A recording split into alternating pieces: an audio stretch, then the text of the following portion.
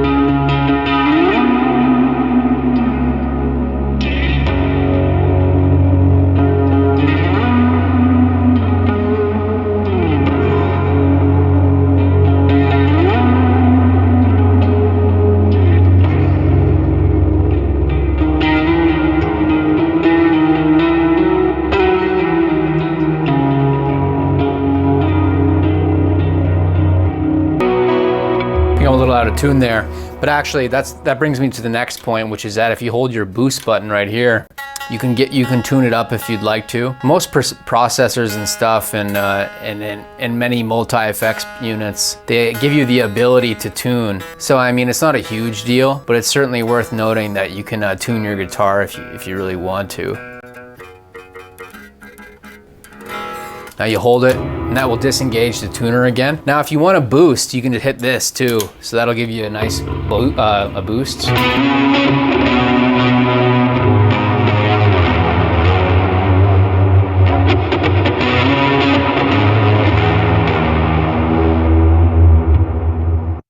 You get the idea. So here's a Gent one.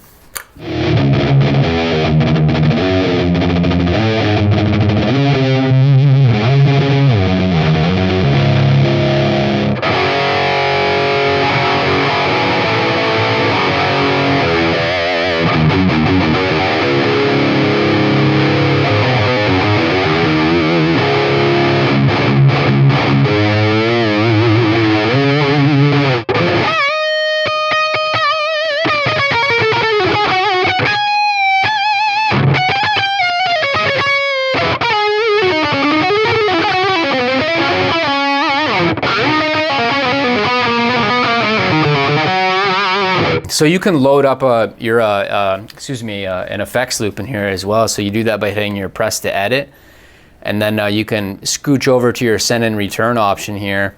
Then you hit this button, and then you can enable your send and return. So you can actually put in effects units and looper pedals and whatever you want within the effects loop of this guitar processor, which is really cool. Very awesome. I love that about this thing. And additionally, there are some things I don't like about it. One is that like when you want to edit your stuff, for instance, like you got your like EQ, you got your cab, you got your, there's a ton of stuff in here, right? So I find that sometimes like when you're going through and you're trying to select stuff to adjust, like you have to hit these cab, amp, and noise gate and EQ buttons in order to actually move things around, which is a bit weird. So for instance, if I click on this SN return right here, the send and return, if I want to enable it, I actually have to hit the cab button and then turn that, and then turn it again if I want to change it again. So if I want to adjust the return, the amp button, or the NR for the send button. It's worth noting that it's just a bit confusing, that feature in particular, but everything else is pretty straightforward. And so you can use all different kinds of stuff. So for instance, if you click on your amp,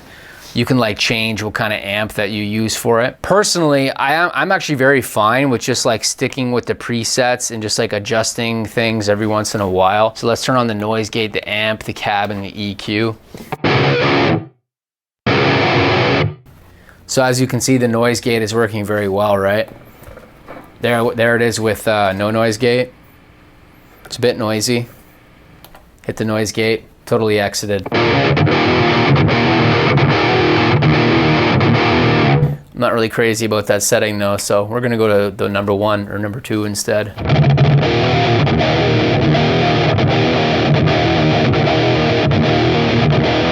So within each setting, you can actually just like adjust it how you want to. So scroll to NR, which is your noise reduction, and then you can adjust your threshold and decay like that. I'm gonna leave it the way it is though, because I like the way a lot of these presets are. But I mostly stick to just like clean and like metal stuff, but they also have some like dirty, grungy tones, bluesy tones as well. So this is with a harmonizer. So I'm actually gonna get rid of the reverb and stuff.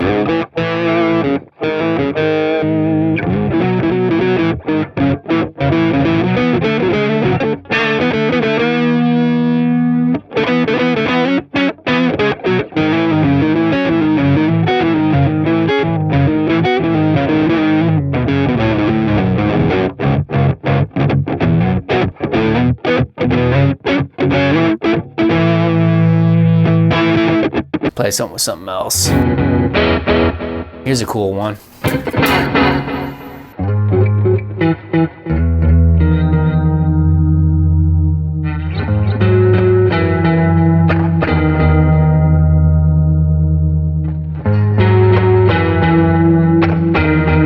There's also tap delay too, so you do that by holding it like this, and then you can set it up.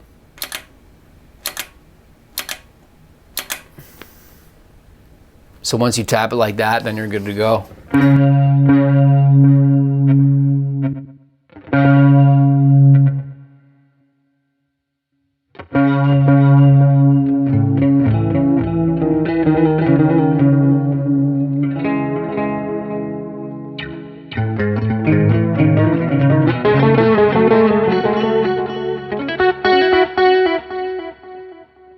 And then also, this is all these controls over here is where you adjust like your level and your rate and all that stuff, your time, your repeat, your decay.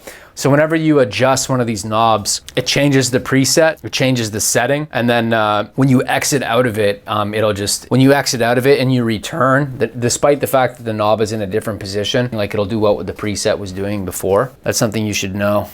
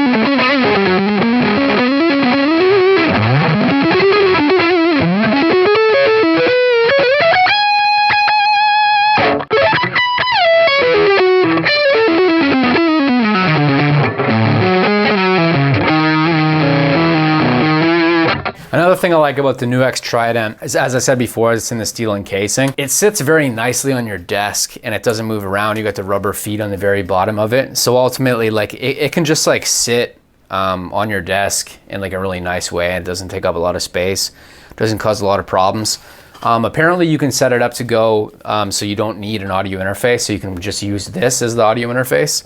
I don't actually do that. I set it up with an audio interface. That way I can switch between setting up my mics and as well as the Trident sometimes. So for that reason, I don't do that.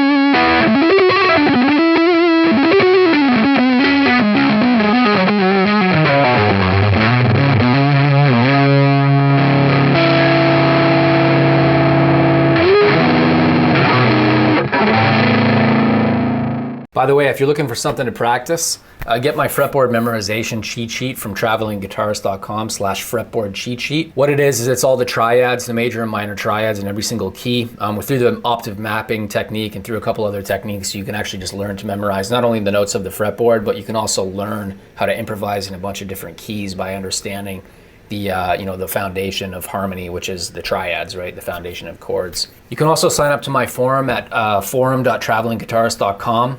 There you can chat with people about guitar and music and whatever else you'd like.